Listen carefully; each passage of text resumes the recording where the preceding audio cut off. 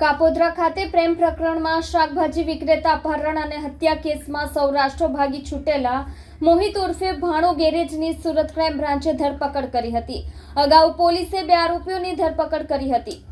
કાપોદ્રા પ્રેમ પ્રકરણમાં ગુમ થયેલા શાકભાજી વિક્રેતાની હત્યા કરાયેલી લાશ મળતા ચકચાર થવા પામી હતી.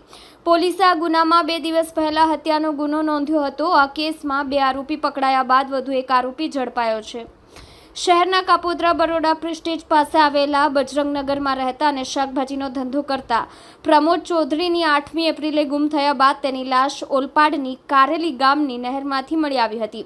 તપાસ કરતા માલુમ પડ્યું હતું કે મૃતક પ્રમોદ ચૌધરીનો સાળો ધનંજય ચૌધરી છોકરીને ભગાડી ગયો હતો, જેની જાણકારી પ્રમોદ ચૌધરીને હોવાની આશંકા રાખીને છોકરીનો ભાઈ નિતેશ ગુડ્ડુ બેઠા મોહિત પરવડિયા, તેના મિત્ર કપિલ જય ઉર્ફે બાબુ અને દક્ષિણ અનિલ મકવાણા સાથે મળીને પ્રમોદ ચૌધરી પાસે ગયા હતા.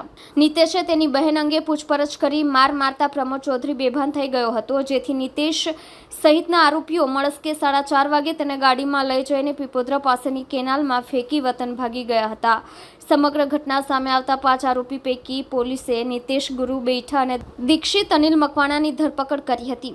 અન્ય આરોપીઓને પકડવા શહેર ક્રાઇમ બ્રાન્ચ પણ કામે લાગી હતી. ક્રાઇમ બ્રાન્ચે બાતમી મળતા અન્ય એક આરોપી મોહિત ઉર્ફે ભાણો ગેરેજને દબોચી લીધો હતો.